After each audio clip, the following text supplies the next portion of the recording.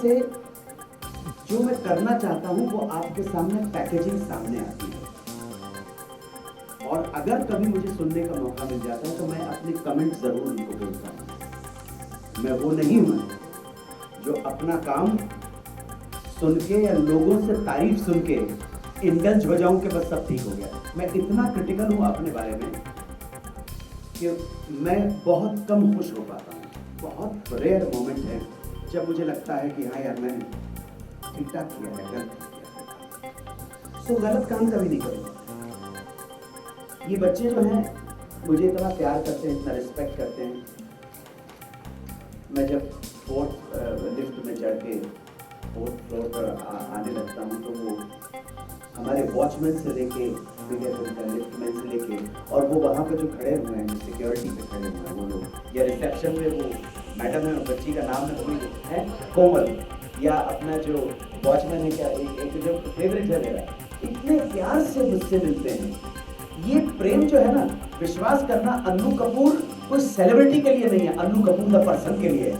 और मुझे पूरा यकीन है कि कोमल हो या हमारे वो क्या नाम है वॉचमैन का, जरा बताओ ना, वो लोग, अगर मैं सेलिब्रिटी नहीं भी रहूंगा, मैं सड़क पे पैदल फटे पांव भी चल रहा हूं, शायद तब भी मुझे वो लोग प्रेम देंगे। ये सही प्रेम होता है। सेलिब्रिटी को तो सभी गुजर है, लेकिन आदमी के अंदर कुछ बात ऐसी हो कि अगर उसका डाउनफॉल भी आए तब भी लोग उसे प्यार करें, तब समझना ये आदमी खरा है, ये बंदा सही है। समझे ना? वरना क्या होता है, चढ़ते सूरज के सभी सलाम करते हैं और जब आपका टाइम खत्म हो जाता है तो डिपेंड करता है कि आप जब प्रोग्रेस कर रहे थे, ऊंचाइयां छूने की कोशिश कर रहे थे, तो जो सीढ़ियों के ऊपर जो लोग खड़े हुए थे उनको आपने नजरअंदाज किया, उनके सलाम और प्रणाम का जवाब प्यार से दिया कि गर्दन हिला के अहंकार के साथ आगे बढ़ गए। अगर गर्दन हिला के अहंकार के साथ आगे बढ़ गए हो तो ध्यान रखना, जिस तेजी से सीढ़ियों को चढ़ा है उसी तेजी से सीढ़ियों को जब वापस आओगे तो यही लोग खड़े हुए मिलेंगे और ये तुम्हारी तरफ झुकेंगे। ये जो आपकी इस जर्नी में आपके साथ हैं, आपको प्रेम दे रहे हैं, आपको सराह रहे हैं, आपको सम्मान दे रहे हैं, इनका सम्मान करना, इनका सम्मान। अगर मैं एक छोटी सी घटना आपको बताना चाहता हूँ, कहानियां सुनाना मेरा काम है। अमेरिका का राष्ट्रपति अब्राहम लिंकन अपने सलाहकारों के साथ, अपने मिनिस्टर्स के साथ, सेक्रेटरी ऑफ स्टेट के साथ, चीफ ऑफ स्टाफ के साथ व्हाइट हाउस में दाखिल हुआ था। This was for the first time. पहली बार राष्ट्रपति चुनने के बाद अब्राहम लिंकन अपनी टीम के साथ व्हाइट हाउस में एंटर कर। लॉन्ग कोट, आपने अब्राहम लिंकन का चेहरा देखा होगा। जो व्हाइट हाउस का दरबान था,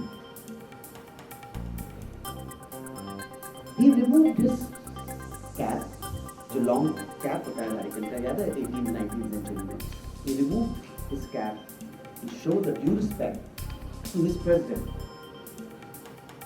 of United States of America. उसने सर से टोक उतारा और बाव किया। किसको? राष्ट्रपति अब्राहम लिंकन को। अब्राहम लिंकन ने अपने सर से टोक उतारा, वो कैप, और उस दरबान के पास पहुंचे और जितना दरबान झुका था उससे भी ज्यादा वो झुके।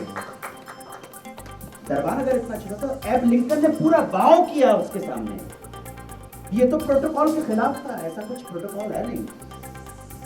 उसकी टीम मेंबर्स ने पूछा, mister president, don't you think so you have done little bit overstep?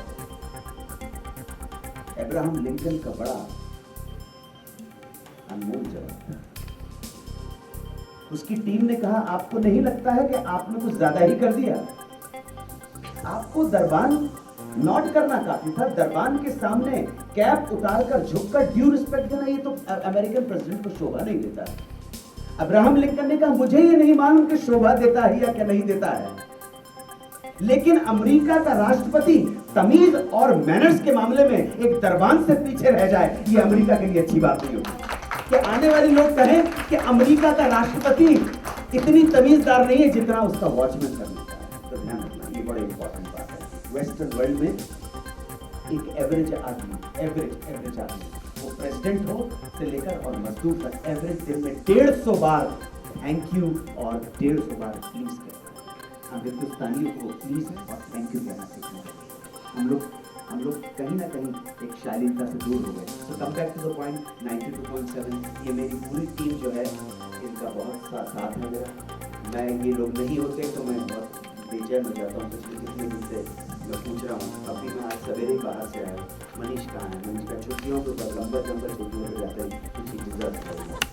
Arpita की अगर तबीयत खराब हो जाती तो मुझे चिंता हो जाती है, उनका तो मैं तेरे घर पे ही आ जाऊँगा मीटिंग करने के लिए। इस लड़की ने बहुत साथ दिया, बहुत प्रेम करती है। इसके हृदय में मेरे लिए वही प्रेम है, वही आदर है जो इसके हृदय में अपने पिता के लिए। ये कहती है मुझे, आपको देखती हूँ मुझे लगता है मेरे पापा हैं। जहाँ तक इस सुहाने सफ़र में जो लोग शामिल हैं, जो श्रोता हैं, काफ़ी हर एज ग्रुप के लोग इसको सुन के एंजॉय कर रहे हैं। जब तक उनको ये सफ़र सुहाना लग रहा है तो मैं तो गाड़ी का ड्राइवर हूँ सुहाना सफ़र करने वाला।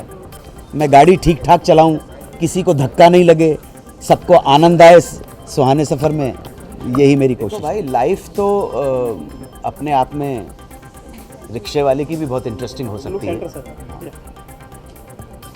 ऐसे पिन पॉइंट नहीं कर पाऊंगा कि किसकी लाइफ बहुत इंटरेस्टिंग लगी।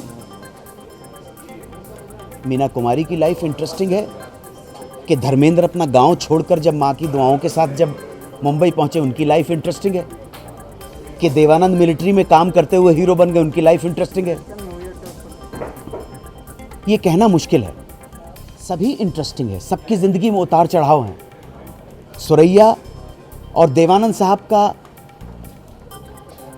प्रेम प्रसंग, जिसमें सुरैया की नानी जी ने कभी देवानंद और सुरैया के रिश्ते को मंजूर नहीं किया।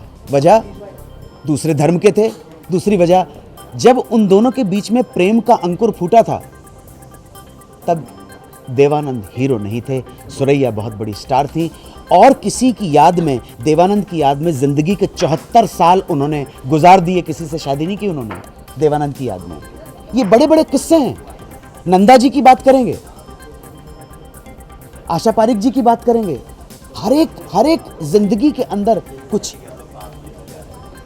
इंटरेस्टिंग, स्टिमुलेटिंग, इंस्पायरिंग मोमेंट्स आपको मिल जाएंगे। वो राज कपूर की ज़िंदगी हो, वो गुरुदत्त की ज़िंदगी हो, महमूद साहब की ज़िंदगी हो, शम्मी कपूर की ज़िंदगी हो।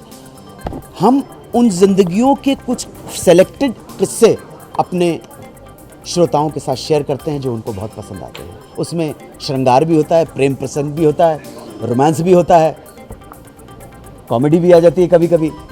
लेकिन ज़िंदगी जो है उसमें हर तरह के रंग हैं। ज़िंदगी सिर्फ हंसने गाने का नाम नहीं है, ज़िंदगी में रोना और आंसू भी हैं।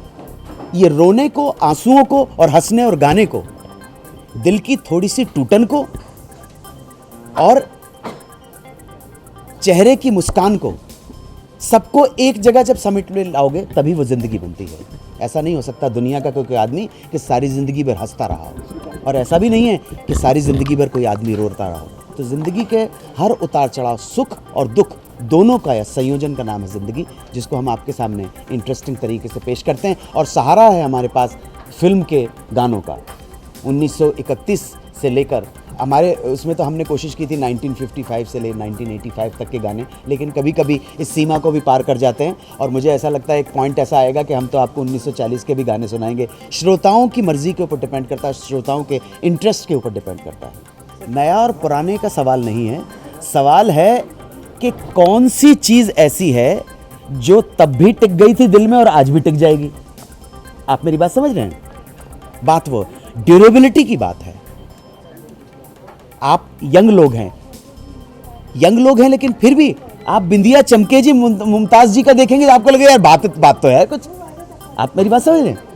माधुरी दीक्षित का को गाना देख के आज भी आपको लगता है यार और आज की हीरोइन आप बोलो तो वो कहेंगे कि नहीं माधुरी जी को हमने देखा है बचपन से। सो नए और पुराने की बात नहीं है, मैं तो ये बोल रहा हूँ कि एक्सेलेंस की बात है, बेहतरीन म्यूज़िक की बात है, बेहतरीन बोलों की बात है। आजकल के गानों का एक प्रॉब्लम है कि बहुत फास्ट करने के चक्कर में गाने के बोल याद नहीं होते। फाइल जो है ना इतनी भारी है कि ब्रेन के कंप्यूटर में डाउनलोड नहीं होती। पुराने गानों की सिंप्लिसिटी थी, लेकिन उस सिंप्लिसिटी में जो गहराई की बात पुराने गानों में कही जाती थी वो आज के गानों में लंबे लंबे मुखड़े होने के बावजूद है ही नहीं कुछ। इसलिए कोई कुछ उसके अंदर कंटेंट नहीं है, सब्सटेंस नहीं, इसलिए गाने याद। किसी की जान को जाते हुए देखा है, वो देखो मुझसे रूठ कर मेरी जान जा रही है। बस इजी है याद करने के लिए। इस रंग बदलती दुनिया में इंसान की नीयत ठीक नहीं, निकला ना करो तुम सज धज कर, ईमान की नीयत ठीक नहीं। ठीक है, मैं कैसे खुदा हाफिज कह दूं, मुझको तो किसी का यकीन नहीं, छुप जाओ हमारी आंखों में, भगवान की नीयत ठीक नहीं। याद होगा, क्यों नहीं ठीक होगा? क्योंकि कंटेंट है, कुछ थॉट है उसके पीछे। मुझे विश्वास हो या नहीं हो, हमारा देश प्रजातांत्रिक देश है और प्रजातंत्र का जो पूरा सिस्टम है वो लोकशाही, जनता के द्वारा जनता के लिए जनता का राज, इस पे बिलीव करता है। हम इस कहावत को जो हमारे संविधान ने हमें दिया है, जो अधिकार दिया है, उसको हम इम्प्लीमेंट कर सकें अपने उज्जवल रूप में, अपने समग्र रूप से, तो वही हमारे लिए अच्छा है। वरना हम जो राजनीति देख रहे हैं भारत की, वो राजनीति अपने निकृष्ट सीमा के ऊपर पहुंच गई है। हमें भारत का अगर उत्थान करना है तो हमें राजनीति को आगे बढ़ाना होगा, नए दृष्टिकोण के सामने लोगों के सामने लाना होगा। और मैं इतना ज़रूर जो हमारे श्रोता उनसे निवेदन कर रहा हूँ, आपके पास अधिकार है वोट का, इस अधिकार का सदुपयोग कीजिएगा, बहुत सोच समझ के वोट दीजिएगा आप।